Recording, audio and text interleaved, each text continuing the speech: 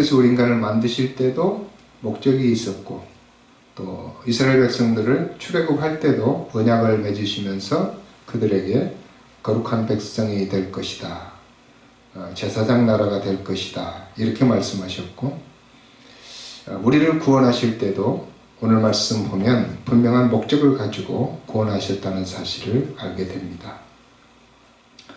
10절에 보면 우리는 그가 만드신 바라 그리스도 예수 안에서 선한 일을 위하여 지으심을 받은 자니 이 일은 하나님이 전에 예비하사 우리로 그 가운데 행하게 하려 하심이니라.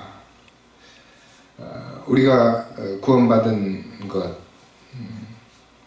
분명한 하나님의 비전과 목적이 있다고 하는 그런 얘기죠. 여러분, 수많은 사람들 중에서 우리가 왜 구원을 받았을까 생각해 보신 적이 있나요? 나는 누구 때문에 구원을 받았을까? 혹시 우리가 이제 다른 면에서, 생물학적인 면에서 생각한다면, 우리 애들을 내가 이제 낳고 나서 세 명의 인격의 세상에 태어났잖아요. 우리 집에서는. 또 다른 가정에서도 이제 한두 명 이렇게 아이들이 태어날 때 그 아이들이 내가 없었더라면 태어날 수가 없었겠죠. 그래서 나는 나대로의 인생이 있기는 하지만 그래도 우리 아이들의 인생은 나에게 준 사명이었죠. 내가 있었기 때문에 아이들이 있었으니까. 그래서 어떻게 보면 생물학적으로 내가 굉장히 큰 일을 한 거죠. 그 아이들이 또 다른 아이를 낳고 해서 그 가운데서 어떤 위대한 인물도 나올 수가 있고, 상당한 그 목적을 가진, 그래서 모든 사람이 알 수 있는 그런 목적을 가진 우리 자녀들, 후손들이 태어날 수가 있다는 것입니다. 그런데 그 가운데 내가 끼어 있는 거죠. 구원도 마찬가지라고 생각을 해요. 내가 이 세상에서 구원을 받은 것은 누군가에 의해서 내가 구원이 내게 왔기 때문에 구원을 받은 거예요. 제가 어려서 교회를 다니지 않았을 때에 저희 가정을 위해서 기도하는 분들이 계셨어요. 어디선가 예수를 믿고 누군가를 위해서 전도를 해야 되겠다 생각하고 기도했던 게 저희 가정이에요. 그래서 저희 가정을 위해서 저희 고모님이 기도를 하셨고, 또 저희 장로님이셨던 당숙이 끊임없이 전도를 하기 위해서 기도도 하셨지만 뜻하지 않게 방문도 하셨어요. 갑자기 오셔서는 다 교회 가자는 거예요. 그러니까 오실 때마다 수요일 날 오신 거예요. 일요일 날은 자기 교회 가야 되니까. 그래가지고 교회를 가자고 하는데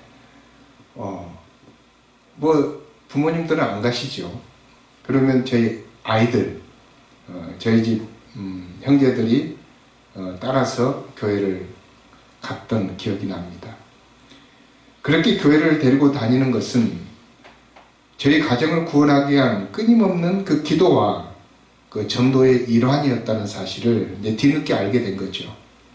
그래서 우리 가정이 구원받게 되었구나, 예수를 믿게 되었구나, 이런 생각을 하게 된 것입니다. 그렇다면 내가 예수를 믿고 구원을 받고 때로는 이제 교회 직분을 받고 내가 목사가 되고 이렇게 했다면 그것은 또 다른 어떤 그 목적이 거기에 숨어 있다고 하는 것입니다. 그래서 내가 누군가를 전도하기 위해서 하나님이 나를 구원했다라는 것을 알 수가 있죠.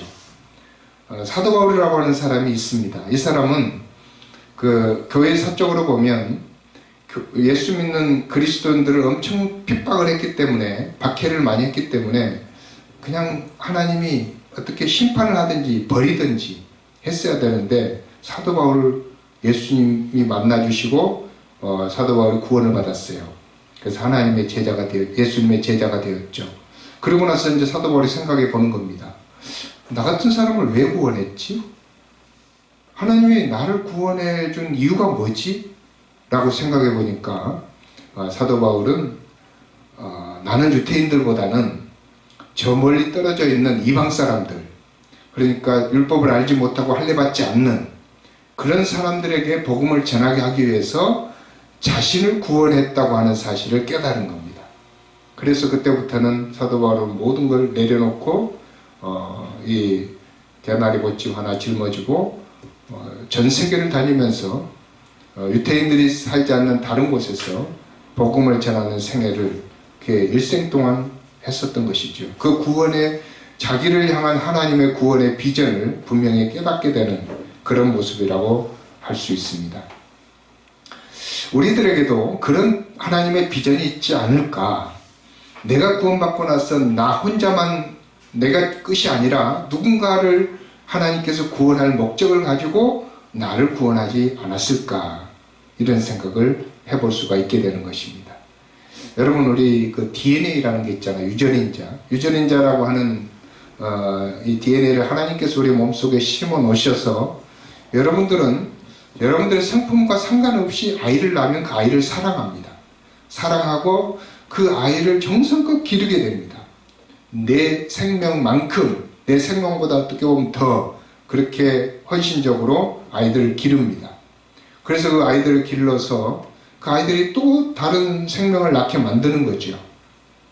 그래서 우리는 부모를 섬기는 것보다 자식을 사랑하는 게 훨씬 더 강하게 돼 있어요. 우리 DNA가 그렇게 돼 있어요.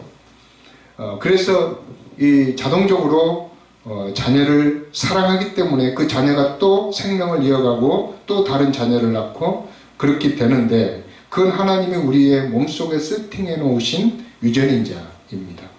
그럼 우리가 구원을 받았을 때 영적으로 우리가 영적인 생명을 얻었다고 한다면 거기에도 하나님께서 세팅해 놓으신 DNA가 있는 거예요. 구원의 DNA. 그게 바로 우리가 무엇인지, 그거는 본능적이기 때문에 우리의 참 생명이 구원으로 인해서 우리에게 들어왔다면 그 유전인자는 우리에게서 자동으로 움직이게 돼 있어요. 그래서 여러분들이 내가 전도하는 것과 하나님의 구원의 비전을 잘 모르고 있다면 내 속에 구원이 정확하게 있는지 그걸 한번 의심해 봐야 돼. 확인해 봐야 돼. 내가 구원을 받았다면 그 DNA가 살아 움직이게 돼 있거든요. 그래서 오늘 말씀을 통해서 우리가 구원이 무엇인지, 구원이 어떻게 우리에게 왔는지, 그리고 구원은 우리가 왜 받았는지, 이것에 대해서 오늘 말씀으로 좀 몇 가지 상고를 해보려고 합니다. 우리 8절을 우리 다 같이 한번 읽어보겠습니다. 너희는 그 은혜에 의하여 믿음으로 말미암아 구원을 받았으니 이것은 너희에게서 난 것이 아니요 하나님의 선물이라.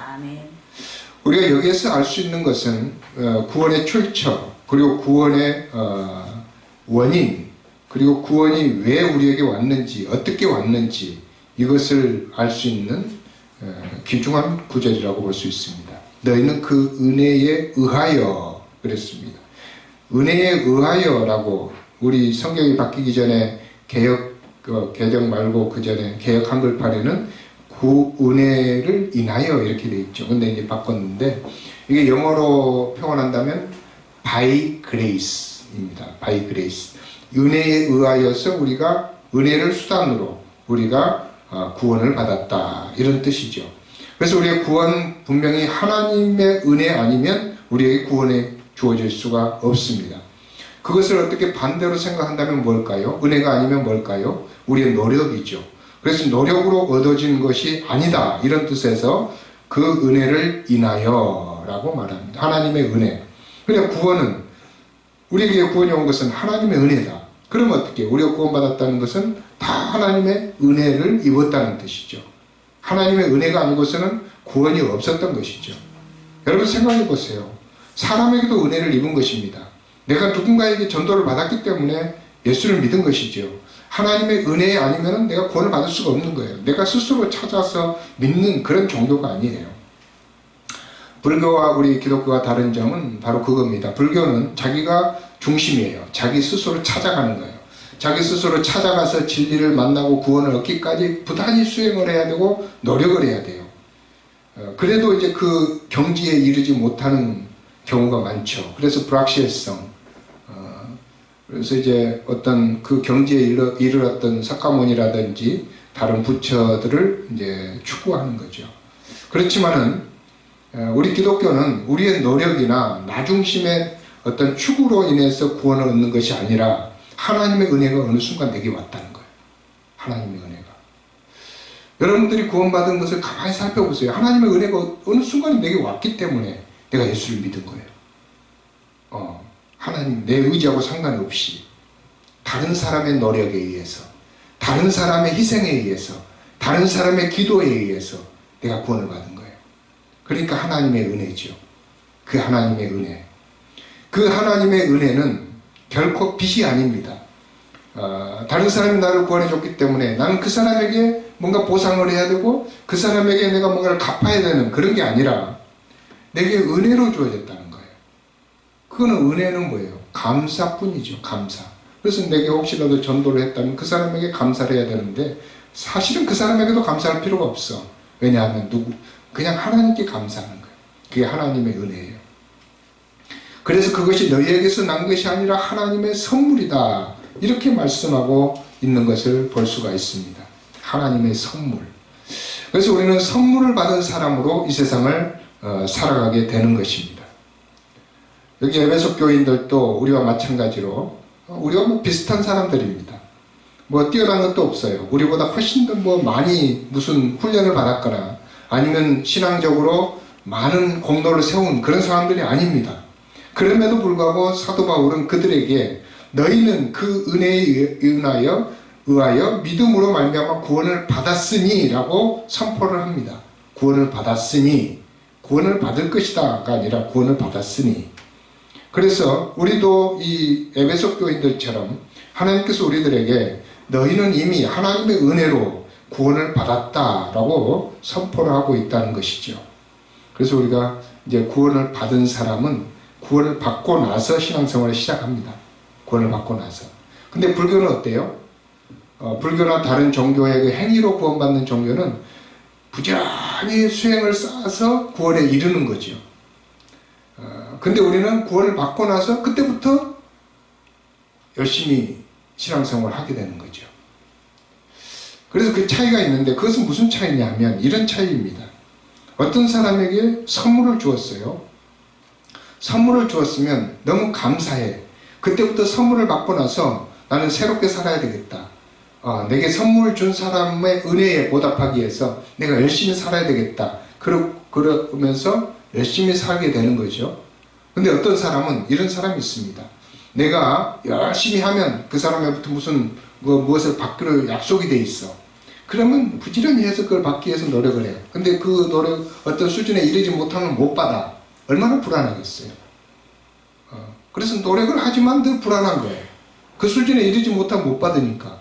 근데 우리는 선물을 딱 받아놓고 그때부터 선물을 받은 것에 너무 감사해서 살아가는 거예요. 그게 바로 은혜로 구원받은 그런 모습을 우리에게 이야기해 주는 것입니다. 그래서 우리는 빚으로 사는 것이 아니라 은혜로 사는 것이고, 또 그것을 주신 분이 뭔가 우리에게 그걸 갚으라고 하질 않아요.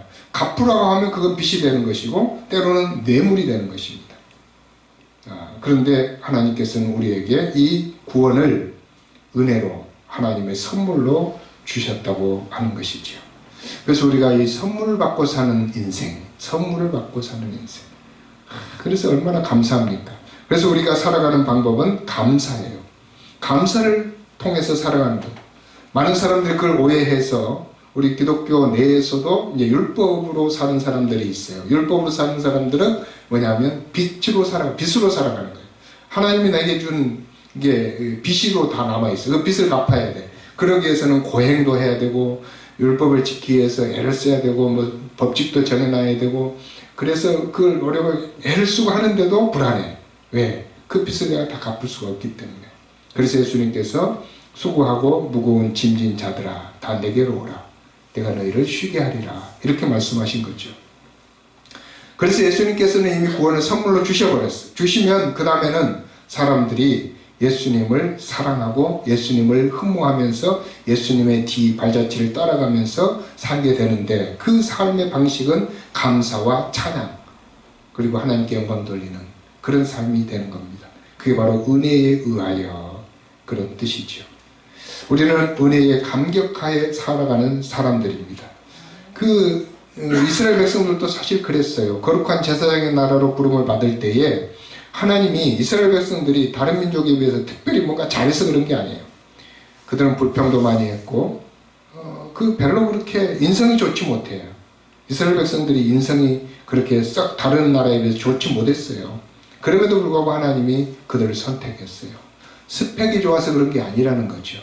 하나님께서는 그들을 그냥 선물처럼 그들에게 하나님의 백성이다. 너는 내 것이다. 그 선물처럼 구원을 주셨던 거죠. 그게 아담에게도 그랬고 아브라함에게도 그렇고 모세에게도 그렇고 우리들에게도 그렇고 그건 하나님의 기쁨의 선물인 것입니다.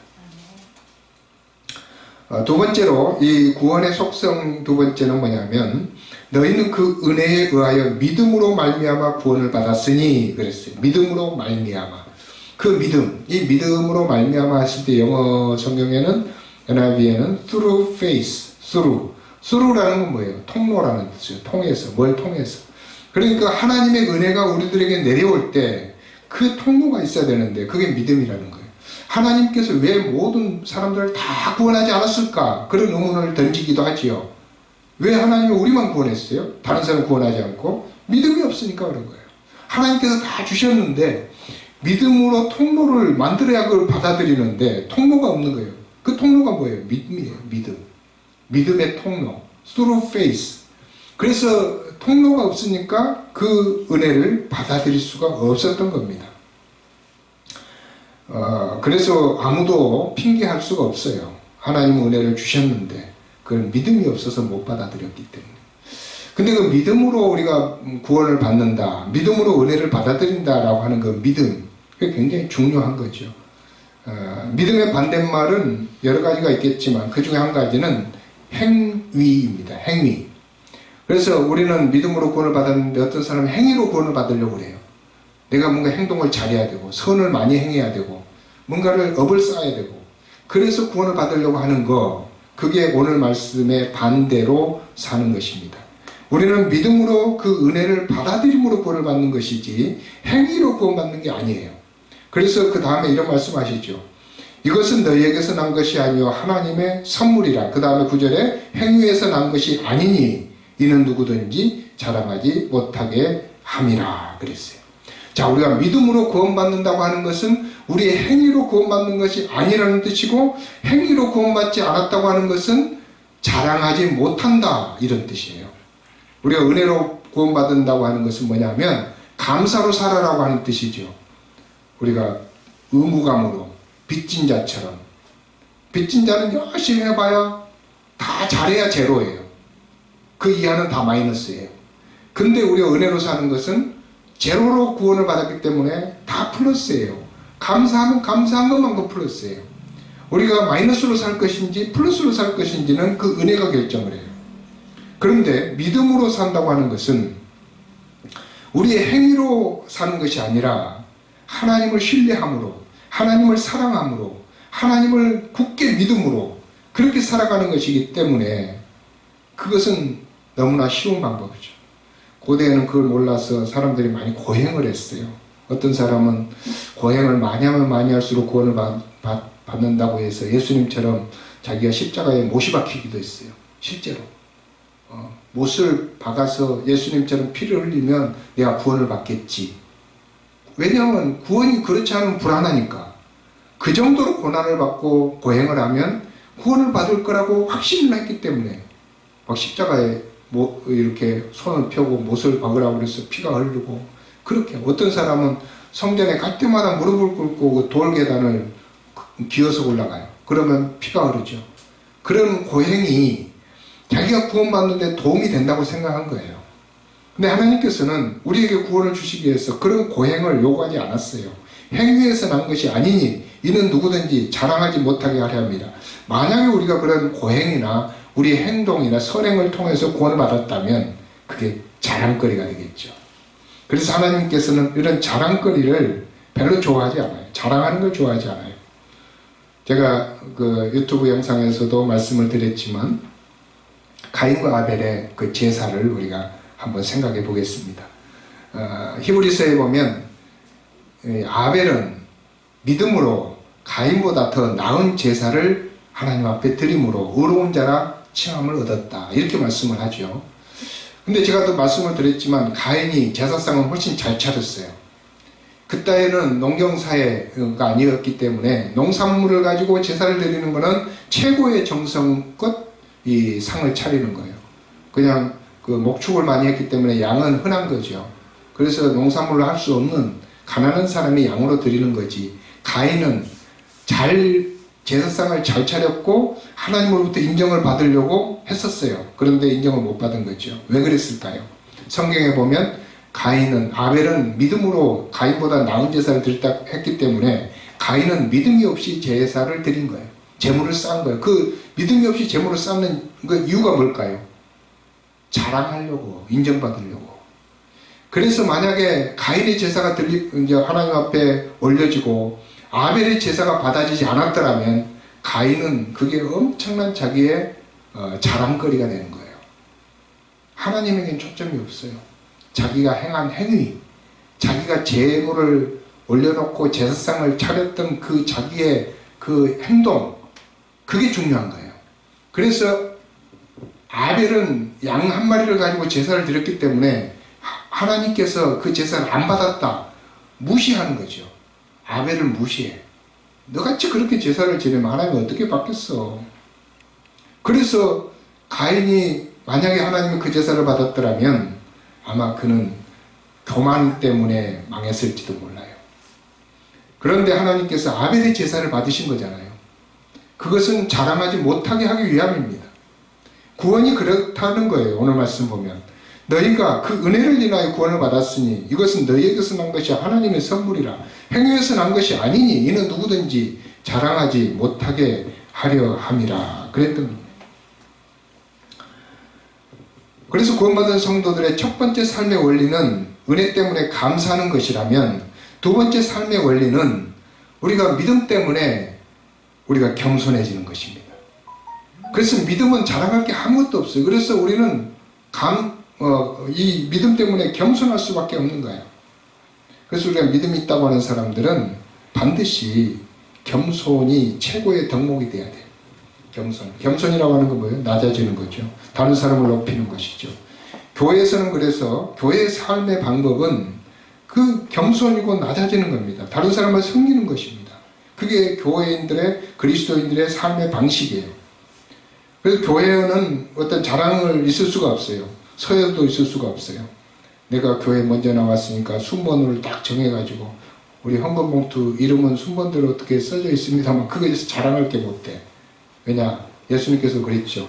먼저 된 자가 나중되고 나중된 자가 먼저 되느니라. 그래서 우리는 내 스스로 개인이 얼마만큼 하나님을 진실되게 믿음으로 섬기느냐가 중요한 거지, 내가 서열이나 이런 거 가지고 자랑할 수가 없다는 거예요. 교회에서 어떤 감사패를 준다든지 어떤 노예에서 어떤 행사를 할 때 어떤 목사님의 서열에 따라서 꽃을 달아준다든지, 이건 기독교 문화가 아니에요. 그건 세상 문화가 기독교 안으로, 교회 안으로 들어온 것 뿐이에요. 그래서 교회에서는 그런 게 추방이 돼야 돼요. 어떤 사람은 꽃을 달아주고, 어떤 사람은 꽃이 없이 앉아있고, 응? 어떤 사람은 무슨 패를 주고, 감사패를 주고, 그거는 기독교 문화가 아니죠. 아무리 교회에서 열심히 했어도 감사패를 받는 것은 교회에서 할 일이 아니에요. 그냥 다른 데서 할 일. 우리는 자랑할 수가 없습니다. 하나님은 자랑한 것도 싫어하지만 교만한 것도 싫어하기 때문에. 그래서 성경에 여러 군데에서 그런 말씀 하시죠. 야고보서 4장 6절에서도 그러나 더욱 큰 은혜를 주시나니 그러므로 일렀으되 하나님이 교만한 자를 물리치시고 겸손한 자에게 은혜를 주신다 하였느니라. 우리가 은혜를 감사하면서 살아가면 더 큰 은혜를 주시고, 그것을 교만하게 생각하고 우리 행위를 교만하게 살아가면 그 교만한 자를 물리치신다, 이렇게 말씀을 하십니다. 베드로전서에서도 비슷한 말씀을 하시죠. 젊은 자들아 이와 같이 장로들에게 순복하고 다 서로 겸손으로 허리를 동이라. 하나님은 교만한 자를 대적하시되 겸손한 자들에게는 은혜를 주시느니라. 그러므로 하나님의 능하신 손 아래서 겸손하라. 때가 되면 너희를 높이시리라. 이 말씀은 반대예요. 교회에 새로 들어온 사람들이 장로들에게 순종하지 아니하고 자기가 더 자랑거리가 많기 때문에 그 장로들 위로 올라가려고 그래. 왜? 요즘에도 보면은 교회 집사님들이 장로님보다 훨씬 잘 사는 사람들이 많잖아요. 또 장로님보다 많이 배운 사람들이 많잖아요. 그 사람들이 마음에 교만한 마음을 가질 수가 있어요. 장로들은 신앙생활 오래 했다면서 돈도 없고 아는 것도 없고 무식하게 행동하고 이런 식으로 생각할 수 있어요. 때로는 목사에 대해서도 그렇게 생각할 수 있어요. 그렇지만은 오늘 말씀에서는 젊은 자들아 이와 같이 장로들에게 순종하고 다 서로 겸손으로 허리를 동이라. 왜냐하면 하나님은 교만한 자를 대적하시고 겸손한 자들에게 은혜를 주시기 때문이다. 하나님의 능하신 손 아래서 겸손하라. 때가 되면 너희를 높이시리라. 그래서 우리가 자랑해야 될 것은 몇 가지가 있는데, 우리가 자랑해야 될 것은 우리 약한 것을 자랑해야 돼요. 내가 실수한 것, 내가 부족한 것, 미숙한 것. 그래서 신앙생활에서 다른 사람이 보고 배우도록 나도 이렇게 약하고 이렇게 미숙하고 이렇게 실수하는데도 하나님 은혜를 주셔서 내가 믿음생활하고 있으니 용기를 내서 믿음생활 하시오 하면서 자랑하는 거죠. 자기의 약한 것을. 그래서 사도 바울도 내가 나의 약한 것만 자랑한다고 그랬어요. 사도 바울도 자랑하려면 자랑거리가 너무 많아요. 좋은 지파에서 좋은 학문을 배우고 좋은 선생님 밑에서 그런 자랑할 게 너무 많은데, 그것을 사도 바울은 나는 그것을 배설물로 여긴다. 그래서 배설물로 여기고 오직 내가 예수 안에 있는 것, 그리고 예수님이 내 안에 있는 것, 그것만 자랑하고 그 다음에는 내 약한 것을 자랑할 뿐이다. 이렇게 말씀을 하십니다. 예수님께서도 이 땅에 오셔서 마가복음 10장 45절에서 이렇게 말씀하셨습니다. 인자에 온 것은 섬김을 받으려 함이 아니라 도리어 섬기려 하고 자기 목숨을 다른 사람들의 대속물로 주려 함이니라. 그래서 우리는 이 삶의 방법이 오늘 나와 있고 또 구원의 비전이 나와 있죠. 오늘 말씀에서 살아가는 방법은 은혜 때문에 구원받았기 때문에 늘 감사해야 되고, 우리가 다른 행위로 구원받은 게 아니라 믿음으로 구원을 받았기 때문에 어떻게 해야 돼요? 늘 겸손하고 섬겨야 되죠. 섬겨야 돼. 그게 우리의 구원의 삶의 원칙이죠. 그리고 나서 우리의 삶의 구원의 비전은 무엇입니까? 10절에 나온 말씀입니다. 우리 10절 다 같이 읽겠습니다.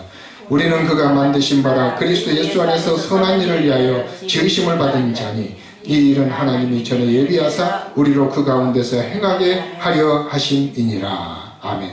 하나님께서 우리를 구원하신 것은 우리를 만드신 거예요.